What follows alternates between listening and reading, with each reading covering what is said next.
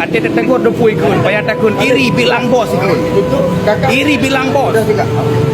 Jadi gara-gara haji, makan iri dia katanya gara-gara haji. Badai bilang jino kamu rilai kau idiko.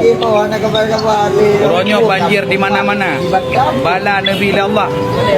Yang madum tahu gara-gara katanya kamu langgih dengan syariat gebi bala oleh Allah Subhanahu wa taala.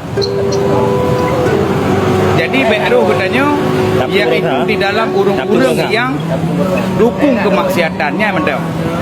Nyo adalah Bumo Aceh adalah Bumo Aulia. Bumo Aceh adalah Bumo urung saleh. Maka gara-gara gedanya uronyo dayak perusak iaitu marwah Aceh. Urung-urung jamun cukup baik berjuang Islam. Urung-urung jamun kipan bagi perjuangkan agama. Uronyo semudah haji gedanya. Dia perut marwah Aceh. Itu pun Islam dah Aceh kuat. Tapi menyekalan batik dok kalau rumah jilbab. Aduh aurat. Jadi kau hana yo ile demang Aceh kai kira hana tegale Aceh nyo.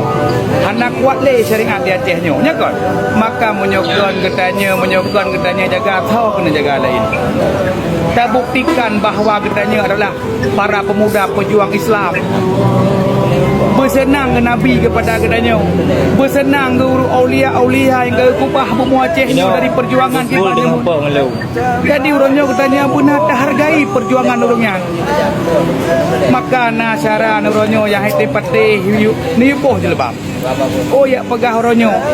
Dipegah ditegur hai pakai jilbab hai tengkunya nandro ka modern dipegah. Karena pegah orangnya urang iaitu yang peleh aurat tradisi modern lebih modern kameng ke belam lemah lah.